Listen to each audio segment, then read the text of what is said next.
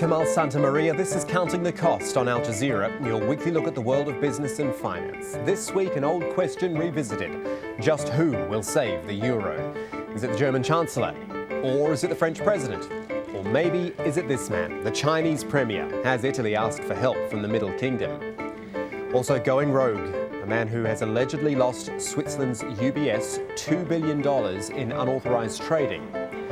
And once the domain of the millionaires and billionaires, Sailing's America's Cup tries to cut costs and appeal to a younger generation. So, for how long have we been saying that Europe's financial white knight may end up wearing Chinese armour, or perhaps even a South American uniform? Well, it looks like all that's starting to come true. It started with a big splash in the Financial Times saying Italian officials had turned to Beijing for help in avoiding a financial crisis. Chinese Premier Wen Jiabao did say this at the World Economic Forum in Dalian.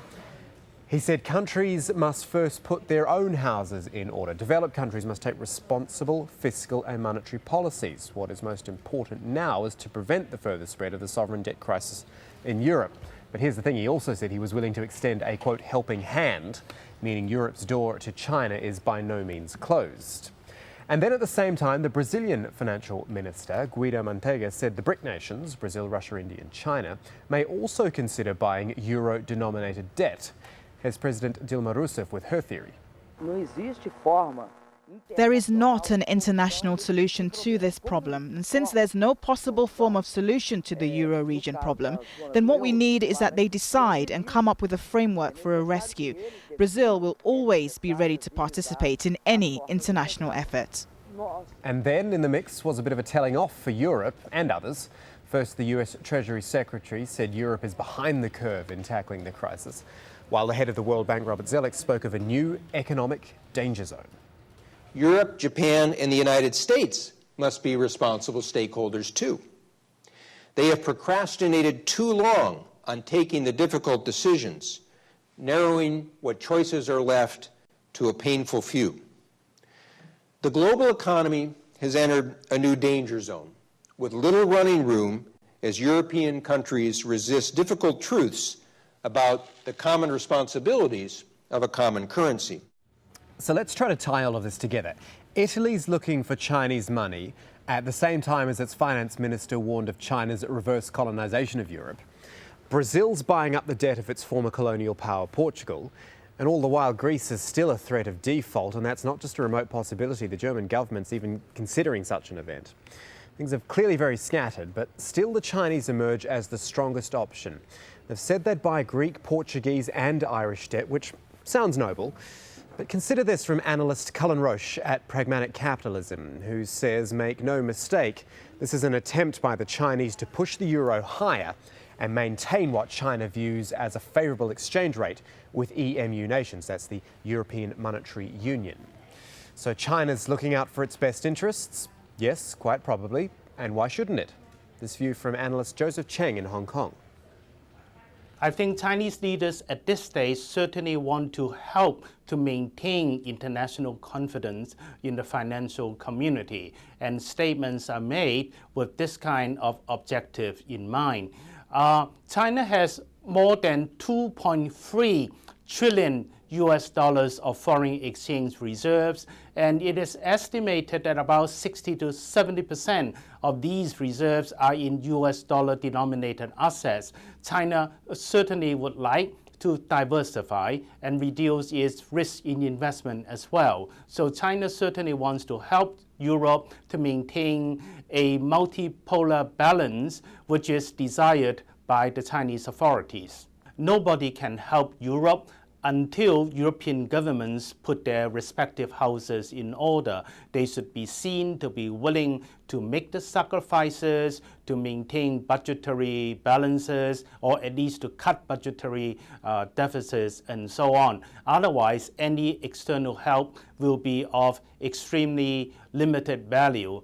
Chinese leaders, of course, are concerned that if they put money into Europe and they lose money, they will be blamed, because this is an this is an obvious international act.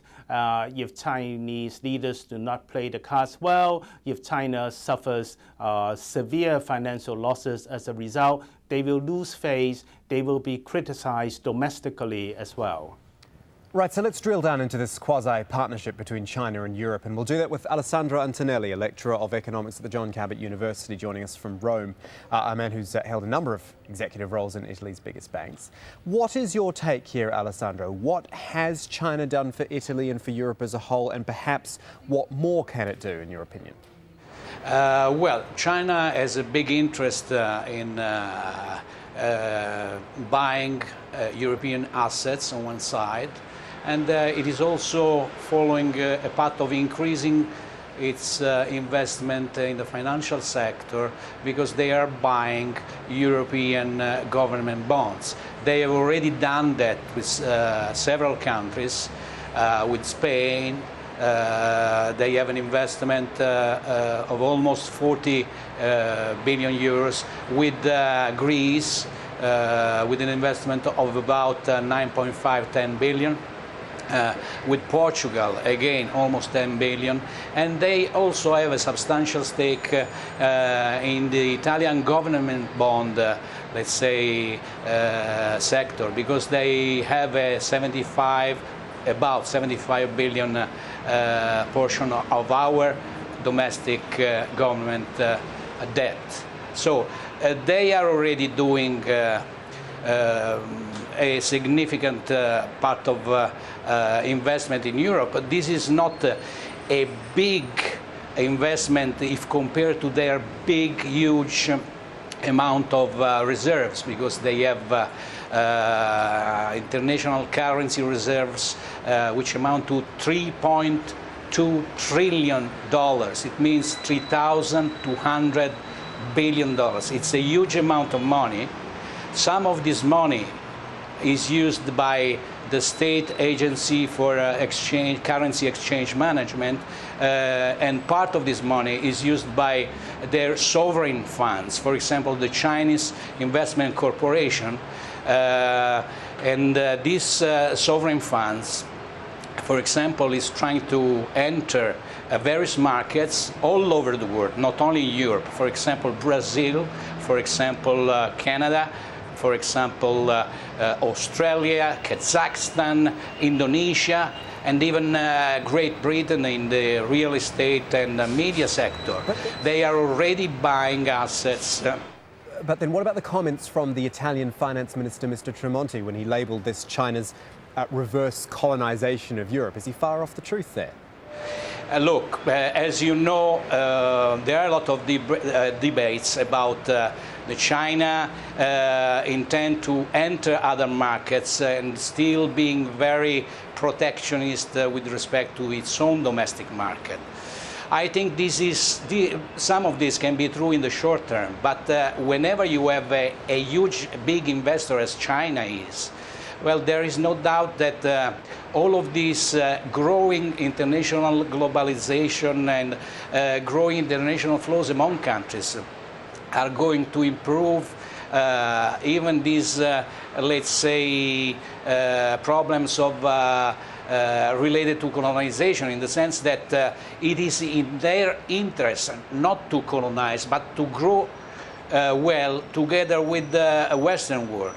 Now, they are a little bit scared because on one side we are saying, well, you can enter, but you cannot give our government rules. You have to maintain a very small stake in the company and so on. So Europe is saying this, but United States is much more strict on this, because they are using their veto power to avoid further Chinese involvement in their economy.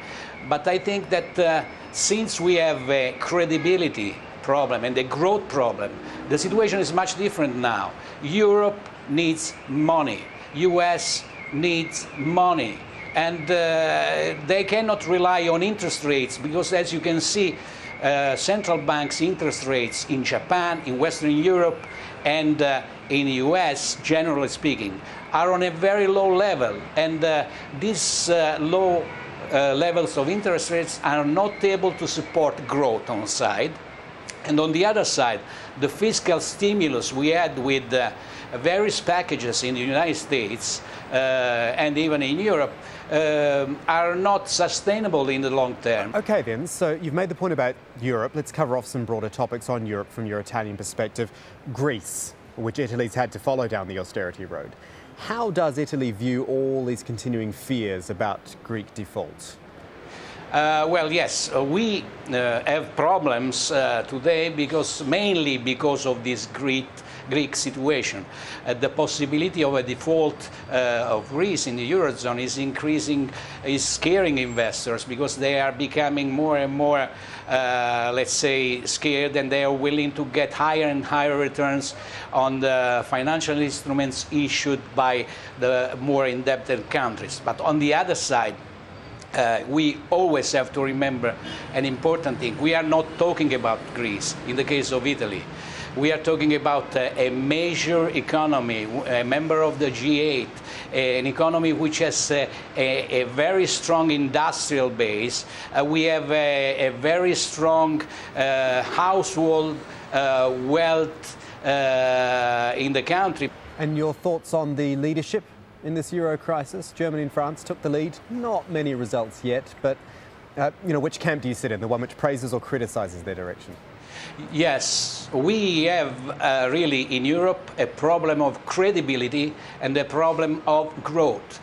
Credibility first. If you have, for example, in the case of Germany, which is the leading country, top politicians saying one thing about Greece one day and another thing the following day, well, that doesn't help investors in getting reinsured about the future of Greece. And the same is true with other countries, even Italy. You cannot have top leaders saying one thing and the following day saying something else. All what investors and the international financial markets want is, let's say, a sense of normalcy. It's a very difficult situation now. People crave for stability and predictability, but we are in this crisis situation since the year 2008. All right, Alessandro Antonelli there in Rome, thank you for your time. And still ahead on Counting the Cost, the new look America's Cup. Sailing's Formula One event hits the waters of Plymouth, England, as it tries to woo back the fans and the investors. Now remember, before sovereign financial problems became big news, it was the banks which were coming in for the most scrutiny. Perhaps they still should be, because we're seeing UBS, the Swiss banking giant, bailed out with $50 billion from the Swiss taxpayer already, hitting the headlines again for all the wrong reasons. Last time it was due to those dodgy mortgages, this time it's dodgy trades. Unauthorised ones, says the bank. Regardless, it points to a lack of internal controls, as Peter Sharp reports from London. Kwekwe Adobele was arrested by police at an office in central London in the early hours of Thursday morning. According to his Facebook page, the trader attended England's Nottingham University and joined UBS after graduation. He's thought to have been working in the Swiss bank's equity division when the loss was discovered. Detectives from our force arrested a 31-year-old man on suspicion of fraud by abuse of position. He was taken to a City of London police station for questioning, and he remains in custody while detectives continue to investigate the matter. And it's a staggering figure. $2 billion is what UBS says the rogue trader has cost it. The news sent the bank shares tumbling. At one point they were down 8.2%. It is a blow to a bank that's just announced it was cutting 3,500 jobs over 2 years. It's very embarrassing, in fact, that something like this has come to light after all the efforts that the bank has made to improve its risk management practices, and also all the efforts that Swiss policymakers and the government have made to improve the bank's standing, rebuild its reputation after all the losses it made. Today, UBS were on damage control. UBS sent a memo to staff saying, "We regret to inform you that yesterday we uncovered a case of unauthorised trading. Although the news is unfortunate, it does not affect the fundamental strength of our business." The loss is said to involve what's known as equity-traded products and will raise questions about what sort of risk systems were in place at the bank. And that's a question that Switzerland's state regulator will also want answered as it begins its own high-level investigation into this $2 billion loss. The loss almost exactly cancels out the $2 billion savings UBS had hoped to make in a major cost-cutting operation. The bank had suffered catastrophic losses during the subprime mortgage crisis and had recently undergone a rebranding of its image with the slogan, "We will not rest." Peter Sharp, Al Jazeera in the City of London. So now UBS has the task of restoring investor confidence again. Let's think about what it needs to do. We've got Bernard Bauhofer returning to Counting the Cost. He's from Sparring Partners in Zurich, a firm that deals in corporate reputations and crisis management. Bernard, thank you for your time. I'm not going to say I feel sympathy necessarily with UBS, but when you're trying to stop one person who's acting out like this, it's not the easiest thing in the world if someone wants to do that. However, I guess there've got to be some checks and balances within the bank itself. Yes, of course, and I think it's anyone who would lead UBS's financial services giant would have huge problems and wouldn't know where to start.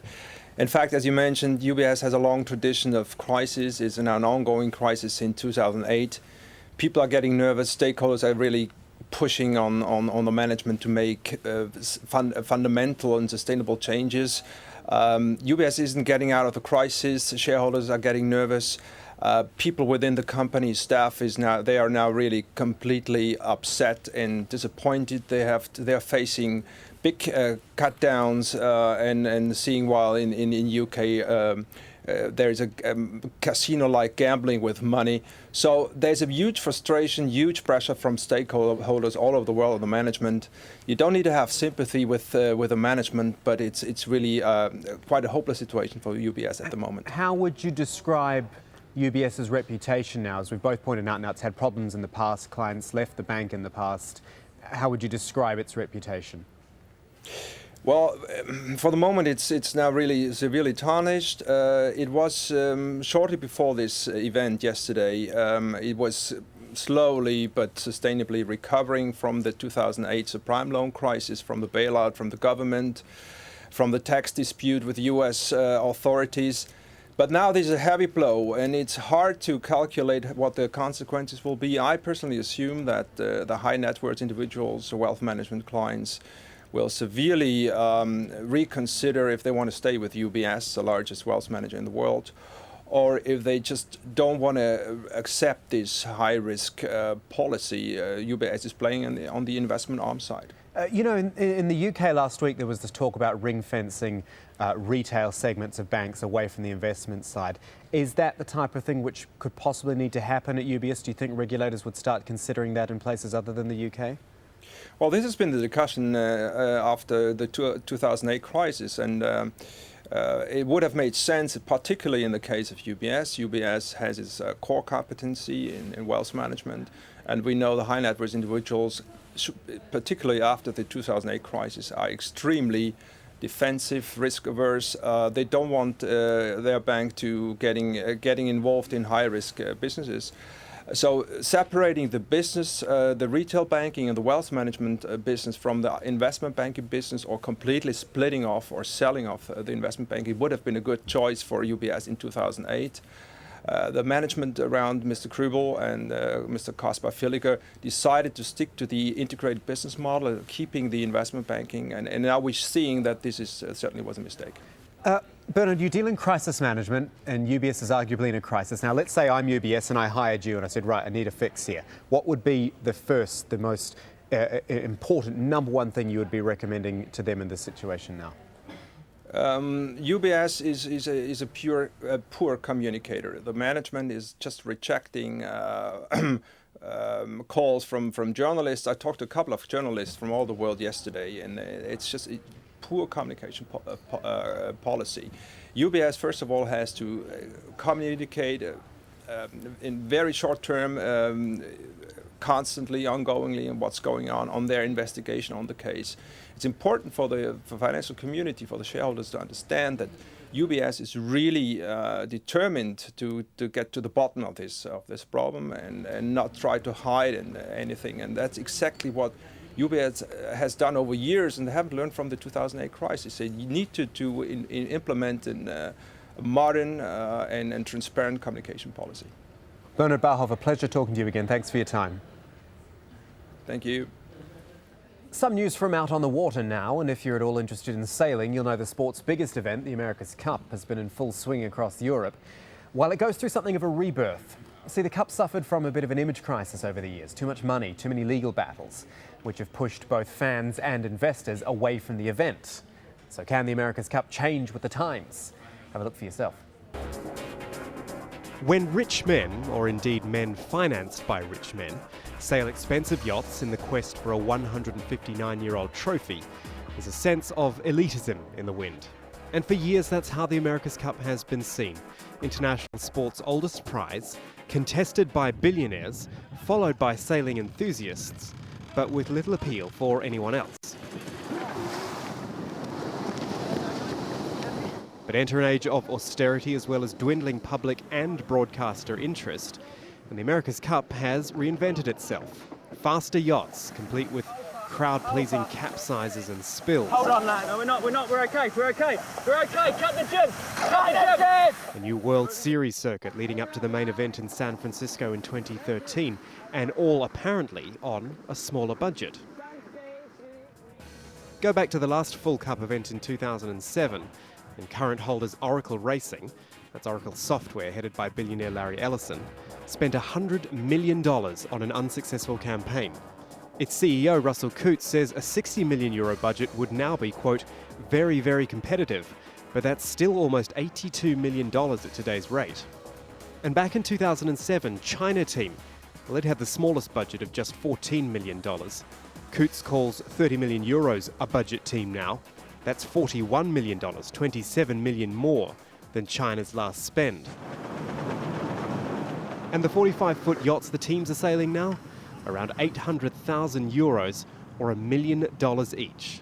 Little wonder the boss of two-time winner Emirates Team New Zealand isn't convinced, even with the financial backing of the giant Dubai airline, as well as Spanish shoemaker Camper and international brands Nespresso and Omega.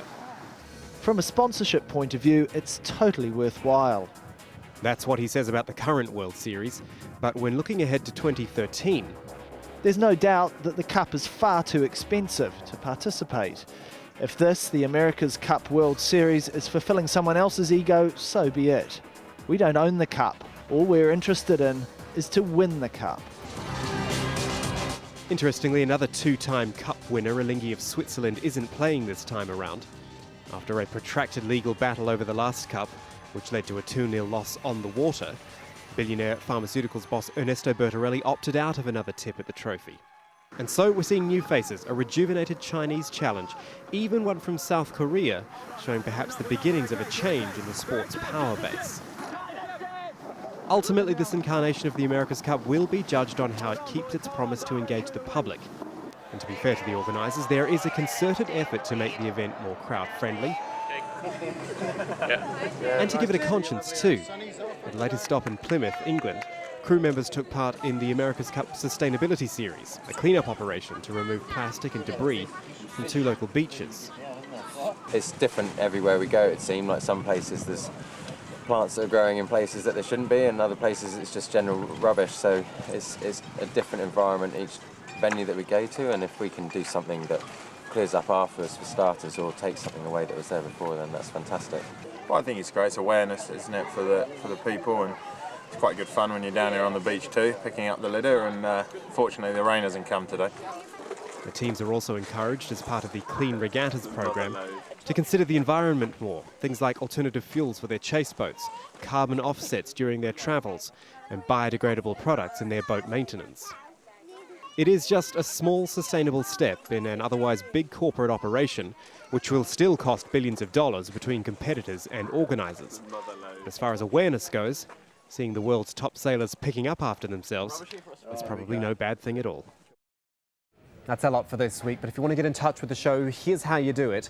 Either send a tweet to me at Kamal AJE or our business editor at Abid Oliver Ali, that's all one word, or you can just drop us an email. The address is countingthecost@aljazeera.net.